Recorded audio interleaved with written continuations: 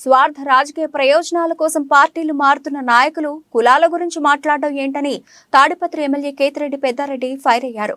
తాడిపత్రిలోని తన నివాసంలో ఆయన మీడియాతో మాట్లాడుతూ నియోజకవర్గంలో ఇవాళ ఒక్కరోజే 348 మంది వాలంటీర్లు రాజీనామా చేశారన్నారు. ఇంకా ఒకరిద్దరు గ్రామాల్లో లేనందున రాజీనామా చేయలేదన్నారు. రాజీనామా చేసిన వాలంటీర్లకు ఎప్పుడు ఏ అవసరం వచ్చినా తాము అండగా ఉంటామన్నారు.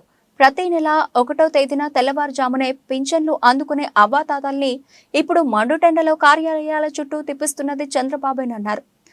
తన అనుకూలంగా ఉన్న నిమ్మగడ్డ రమేష్ కుమార్ ద్వారా వాలంటీర్ల సేవలకు బ్రేక్ వేశారన్నారు. దీనిపై ఖచ్చితంగా ప్రజలే బుద్ధి చెబుతారన్నారు.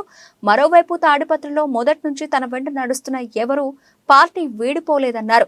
పార్టీలో ఉంటూ ఎప్పుడూ కనిపించని కొందరు మాత్రమే ఇలా మరో పార్టీలోకి వెళుతున్నారన్నారు. వారి వల్ల ఎలాంటి లాభము నష్టము లేదన్నారు. వాలంటీర్లు అందరూ రూరల్ మండలంలో ఉన్నటువంటి వాలంటీర్లు దాదాపు 348 మంది వాలంటీర్లు రిజైన్ చేయడం జరిగింది. ఒక్కరిద్దరు గ్రామాలలో లేక వాళ్ళు చేయలేదు. ఇది శుభ పరిణామంగా భావిస్తున్నారు. ఎందుకంటే జగనన్న ఏ ఉద్దేశంతో వాలంటీర్ వ్యవస్థ పబ్లిక్ సర్వీస్ చేసే దానికోసం స్థాపించినాడో, చంద్రబాబుకు అనుబంధ సంబంధమైనటువంటి నిమ్మగడ్డ ప్రసాద్ చౌదరి గారు ఒక పిటిషన్ ఇచ్చి ఈరోజు ఎవరు కూడా పెన్షన్లు పంచేకి వాలంటీర్లకు లేకుండా ఈసీ గారు ఇచ్చినారు. వాలంటీర్ వ్యవస్థ ఉన్నాక 5:30 పెన్షన్లు ఇచ్చేవాళ్ళు. ఈరోజు పరిస్థితి వాళ్ళ ఆఫీస్కి వచ్చేదే 10:30, 11కి వస్తారు.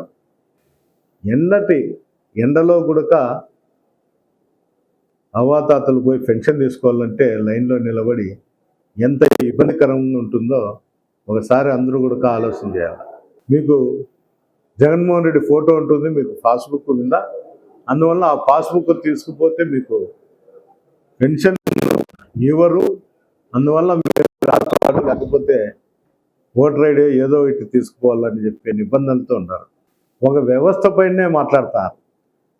మాట్లాడే వాళ్ళు వాలంటీర్ వ్యవస్థ పైనే మాట్లాడతారు. రకరకాలుగా మాట్లాడేలా జరుగుతుంది. వీళ్ళేందో ఇంట్లో ఎవరు లేనప్పుడు మహిళలను ట్రాప్ చేస్తారనేది, లేకపోతే రకరకాల కారణాలతో వాళ్ళ మనోభావాలు దెబ్బతీస్తారు. కాబట్టి నాకు తెలిసి ఇంత పెద్ద ఎత్తున రాష్ట్రంలో తాడిపత్రి నాంది పలుకుతుందనేది నా ఆలోచన ఉంది. ఈరోజు తెలుగుదేశం నాయకులు వాలంటీర్ల మీద మాట్లాడుతున్నారు, కానీ వాళ్ళు కూడా ఆ విధంగానే వైఎస్ఆర్సీపీ వాళ్ళు కానీ అక్కడ ఉన్నటువంటి వాలంటీర్ వ్యవస్థ కానీ వాళ్ళు అదే విధంగా అనుకుంటే ఎంతమందికి వచ్చేటివి, ఎంతమందికి స్కీములు వచ్చేటివి.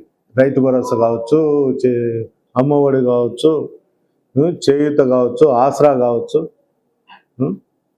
ఇవన్నీ కూడా విద్యా దీవెన, ఇవన్నీ కూడా సంక్షేమ పథకాలు ఈరోజు ప్రజలకు అందుతున్నాయి అంటే ఒక వాలంటీర్ వ్యవస్థ వల్లే అందుతున్నాయి. గతంలో అయితే ఎంఆర్ఓ ఆఫీసుల చుట్టూ పెన్షన్లు వచ్చినాయంటే సత్రాలు సావిడ్ల చుట్టూ తిరగల. ఒక పెన్షన్ కావాలంటే జన్మభూమి కమిటీ సభ్యుడు యాడున్నాడు అని ఎతికే పరిస్థితి ఉండేది. వచ్చినా కూడా నేను వాళ్ళకు అందుబాటులో ఏం కాదు, కానీ వాళ్ళకు వ్యక్తిగతంగా కానీ పరోక్షంగా కానీ ఏదైనా కానీ వాళ్ళకు అవసరం వచ్చి నన్ను అడిగితే వాళ్ళకి ఏ విధమైన సాయమైనా కానీ నేను చేస్తాను. ప్రభుత్వం వచ్చినాక ఇలాంటి వాళ్ళందరూ అర్హులైతే వాళ్ళకి ఇంటి స్థలాలు ఇవ్వడం కానీ, వాళ్ళకి ఏదైతే అర్హులు అవుతారో వాళ్ళకు ఏది లబ్ధి చెందుతారో అవన్నీ కూడా మేము మా ప్రభుత్వం తరఫున వాళ్ళకి. నాకు ఎవరు ఎక్కడ పోయినా కూడా మా కార్యకర్తలు, మా నాయకులు నా ఎప్పుడైతే నడిచినప్పటి నుండి ఉన్నోళ్ళు ఉండారు. అందరూ అన్నీ అనుభవించినారు, మళ్ళీ పోయినారు. అంటే కొంతమందికి నిన్న ఒకరు చెప్పినారు ఇది రెడ్ల పార్టీ అని చెప్పినారు. అంటే మేము అనల్లా, మా నోటికుండా మేము కూడా కనల్లా, మీరు ఇక్కడికి వచ్చి ఇది రెడ్ల పార్టీ కాబట్టి మా పార్టీకి మేము చేస్తామని వెన్నుపోటు పొడిచినారా? ఇదేమన్నా కృతజ్ఞత భావం అనేది ఉండాల. ఎవరు కులము మతము కాదు, కానీ ఏ పార్టీలో కానీ కృతజ్ఞత భావంతో ఆ నాయకుడి మీద నమ్మకము, భరోసా ఉండి మనం చేయాలి తప్ప స్వార్థ రాజకీయాల కోసము ప్రతిసారి సఫలింగ్ అయితే పోతే వాళ్ళని ప్రజలు ఏమనుకుంటారో వాళ్ళే గమనించాల.